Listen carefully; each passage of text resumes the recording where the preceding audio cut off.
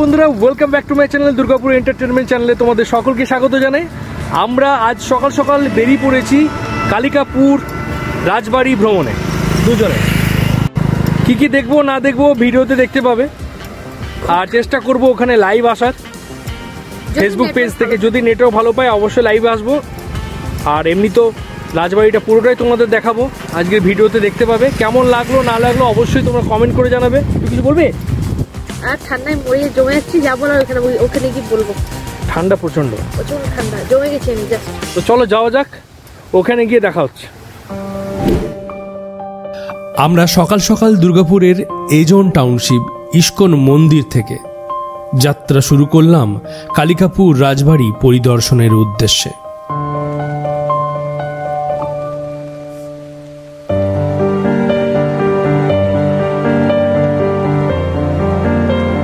ISKCON মন্দির অতিক্রম করবার পর পেলাম ভাবাপুকুর, তারপর JC Bose, Einstein, William Carey, IQ City, Shibpur, Malandighi, Rakshitpur, Raghunathpur এবং পান্ড্রি জঙ্গল অতিক্রম করবার পর সব শেষে পেলাম সেই কালিকাপুর রাজবাড়ি।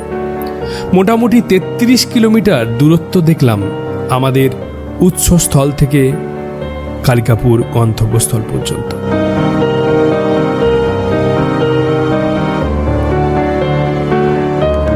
যাই হোক, চলে আসি এইবার কালিকাপুরের ইতিহাস নিয়ে।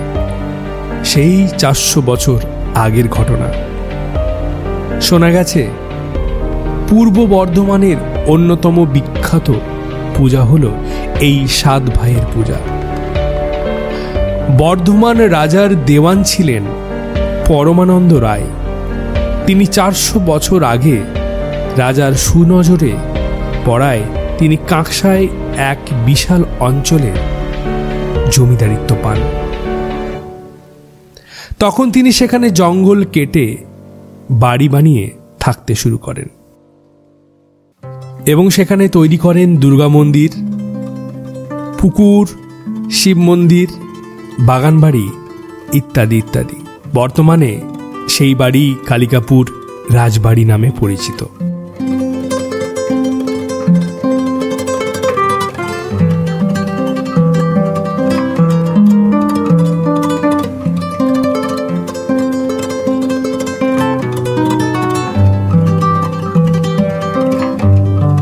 এই রাজবাড়িতে প্রবেশ করবার ঠিক বাঁ দিকেই দুটি মন্দির রয়েছে, যেগুলি টেরাকোটা দিয়ে তৈরি, এবং উড়িষ্যার বিভিন্ন উল্লেখযোগ্য মন্দিরের নিদর্শন পাওয়া যায় এই মন্দিরে।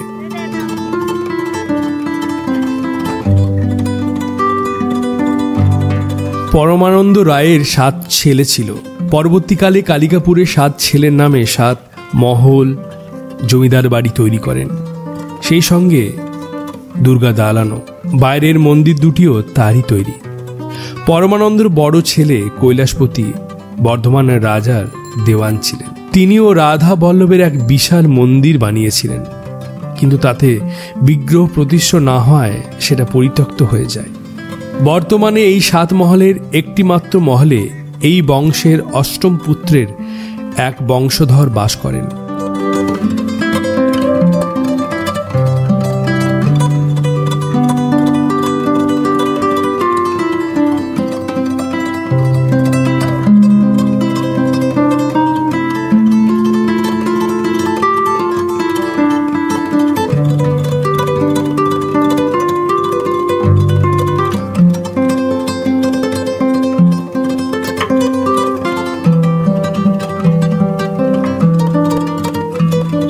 প্রতি বছর এই দুর্গা মন্দিরে খুব জাঁকজমক করে পূজা হয়। এখনো সেই রীতি বয়ে চলেছে। হ্যাঁ, আগের মতো জৌলুস কিছুটা হারিয়েছে যদিও, কিন্তু এখনো সেই রেওয়াজ বয়েই চলেছে।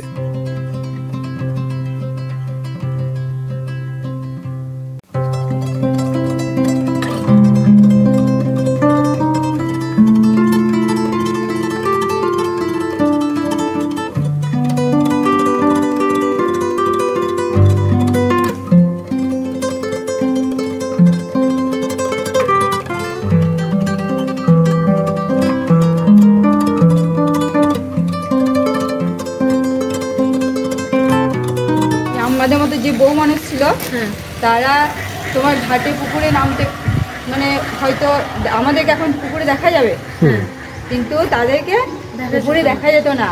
তাদের জন্য তখন আলাদা ওইদিকে ঘের ছিল, ওইদিকে পুকুর আছে আলাদা করে ঘাট থাকতো। হ্যাঁ, পুকুরে দু সাইড আড়াল করা। সেগুলো এখনো আছে? হ্যাঁ পুকুর আছে, কিন্তু সেগুলো কি হয়েছে সব ভেঙে গেছে। আচ্ছা। কিন্তু ওগুলো ঘাস হয়ে গেছে। এবার ঘাসগুলো পরিষ্কার করে সব যদি ইয়ে করা হয় তাহলে কিন্তু এরকম শান দেখা যাবে।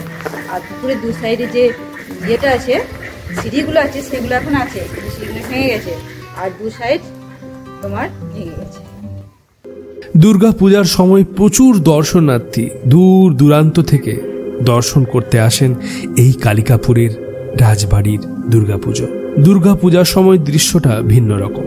কালিকাপুর রাজবাড়িতে একাধিক সিনেমার শুটিং হয়েছে। ঋতুপর্ণ ঘোষ থেকে আবির চট্টোপাধ্যায় অনেকেই রাজবাড়িতে এসে নিজেদের ছবি শুটিং করেছেন, যেমন গয়নার বাক্স, অভিনেতা আবির চট্টোপাধ্যায় অভিনীত গুপ্তধনের রহস্য শুটিং হয়েছে এখানে। এমনকি রাজবাড়ির পূজাও দেখানো হয়েছে সিনেমায়।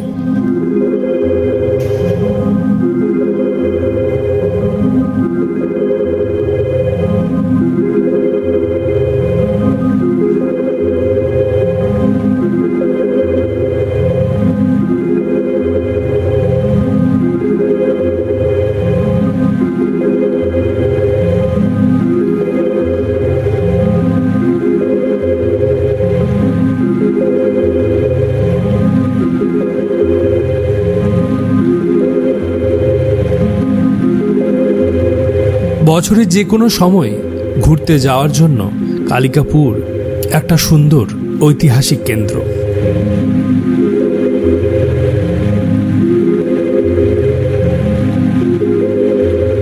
অনেকে বলে যে এখানে আজও চন্দ্রমুখীকে দেখতে পাওয়া যায়। কে এই চন্দ্রমুখী? জানা যায় জমিদার বাড়ির মেয়ে ছিলেন চন্দ্রমুখী, ভালোবাসত বসন্ত কুমারকে। ভালোবাসা পরিণত পায়নি, আক্ষেপ নিয়েই মৃত্যুবরণ করেন। আজও নাকি খুঁজে বেড়ায় তার প্রেমিককে। যদিও এই গল্পের সত্যতা নিয়ে আমার বেশ সন্দেহ আছে, আমি বিশ্বাস করি না। যেহেতু 400 বছর আগের ঘটনা, অনেক তথ্য আমরা আজ জানতে পারছি, কিন্তু এমনও অনেক তথ্য আছে যেগুলো আজও অজানা।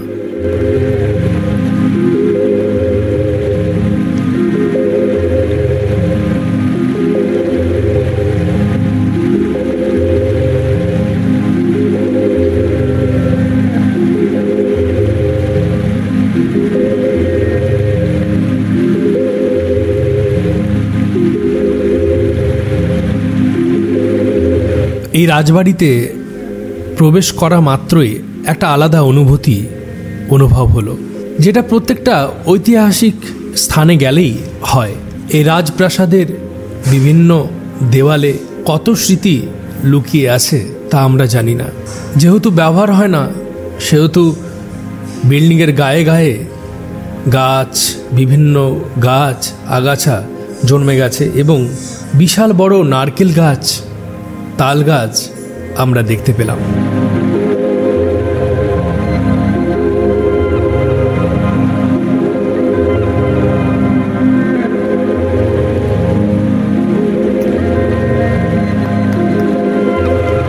এই জায়গাগুলিতে দেখাশোনার তেমন কেউ ছিল না, কিন্তু বাইরে একজন ব্রাহ্মণ ছিলেন। উনি আমাদের বারণ করলেন যে ছাদের উপরে না উঠতে, কেন কি 400 বছরের পুরনো, যে কোনো সময় দুর্ঘটনা ঘটতে পারে। সেই কারণে আমরা আর ছাদে উঠবার চেষ্টা করলাম না।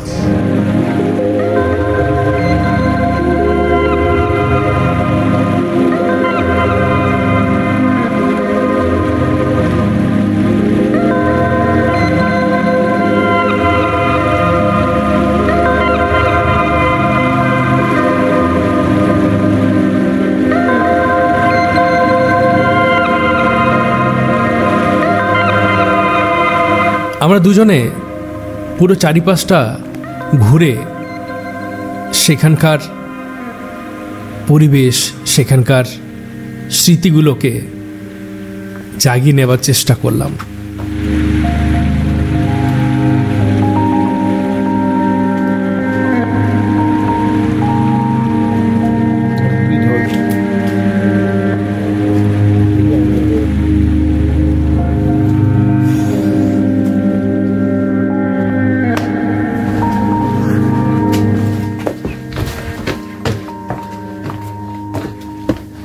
শুধু এক কথায় বলবো যে দেখে মন ভরে যাবে। আমরা ইতিহাস পড়েছি, আমরা যখন ইতিহাস পড়ি বা প্র্যাকটিক্যালি যখন ইতিহাস কোনো জায়গায় দেখি, দুটোর মধ্যে টোটালি ভিন্ন ব্যাপার। ইতিহাস পড়তে আমাদের ম্যাক্সিমাম এসব আমার সাথে ইতিহাস পড়তে আমাদের প্রত্যেকেরই কিন্তু বোরিং লাগে।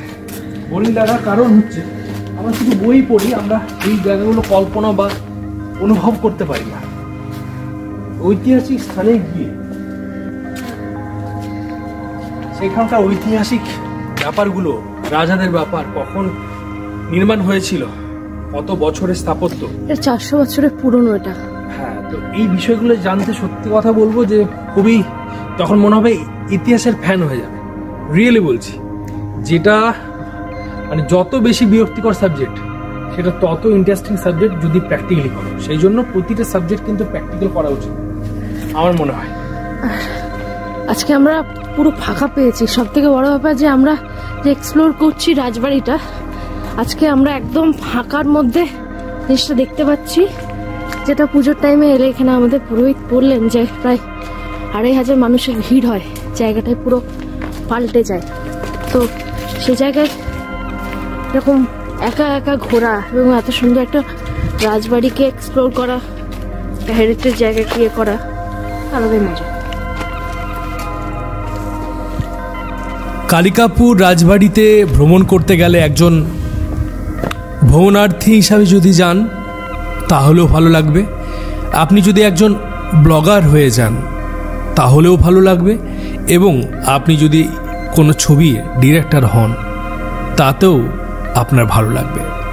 কেন কি, আমরা ইতিহাস পড়তে যত না ভালোবাসি, ইতিহাস দেখতে এবং ইতিহাসের জায়গায় ভ্রমণ করতে অনেক বেশি ভালোবাসি। তাই আমি বলবো আপনারা প্রত্যেকেই যারা কালিকাপুর এখনও যাননি, অবশ্যই একবার হলেও কালিকাপুর রাজবাড়ি ভ্রমণ করে আসুন। হয়তো আপনার বেশি সময় ব্যয় হবে না, পুরো রাজবাড়ি পরিদর্শন করতে খুব জোর হলে 1 ঘন্টা থেকে 1.5 ঘন্টা সময় লাগতে পারে, কিন্তু অনেক কিছু জানতে পারবেন, অনেক কিছু শিখতে পারবেন।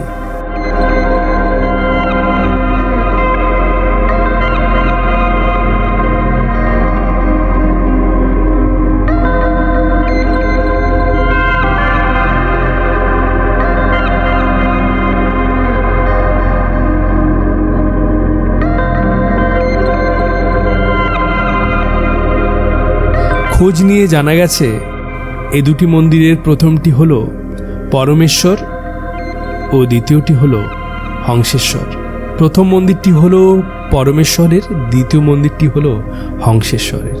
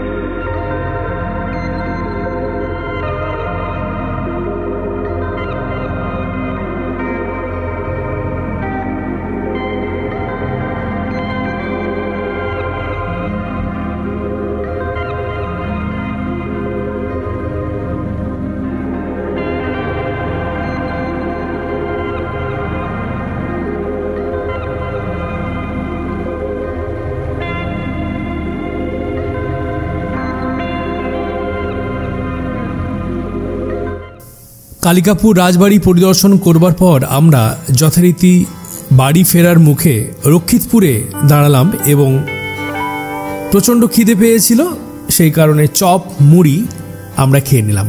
হ্যাঁ, আপনাদেরকে একটা কথা বলে রাখি, ওখানে কিন্তু কোনো ভালো খাবার হোটেল পাবেন না, সেই কারণে যতটা সম্ভব চেষ্টা করবেন খাবার ক্যারি করে নিয়ে যাওয়ার। শুকনো খাবার ক্যারি করবেন, জল ক্যারি করবেন, তাহলে সমস্যায় পড়তে হবে না। আমরা রক্ষিতপুরে দাঁড়িয়ে একটা ছোট্ট হোটেলে আমরা চপ, মুড়ি এবং লম্বু খেলাম।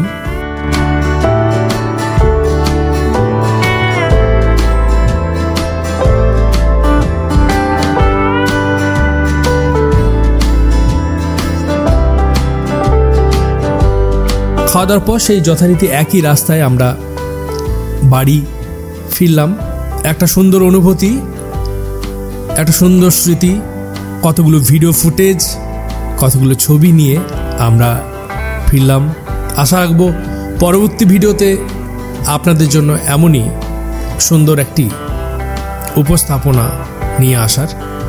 শুধু চাই আপনাদের ভালোবাসা, আপনাদের সাপোর্ট। দুর্গাপুরের ইউটিউব চ্যানেল, দুর্গাপুরের ফেসবুক পেজ, দুর্গাপুর এন্টারটেনমেন্টকে আপনারা ফলো, লাইক, সাবস্ক্রাইব, শেয়ার যত বেশি করতে পারবেন আমরা আরও বেশি উৎসাহিত হব এবং আরও অনেক সুন্দর সুন্দর ভিডিও আপনাদের জন্য নিয়ে আসবো।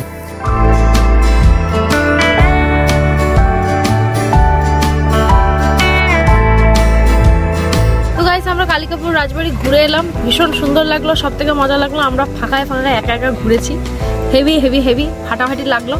তো ফিরছি। তো এখন কটা বাজছে? এখন 11:15 বাজছে। আমরা ফেরার পথে চপ, মুড়ি, সুন্দর করে ঘুগনি খাওয়া দাওয়া করে ফিরলাম। হ্যাঁ, একটা খুব গুরুত্বপূর্ণ কথা, যারা যাবে তারা অন্তত খাবার ক্যারি করবেন।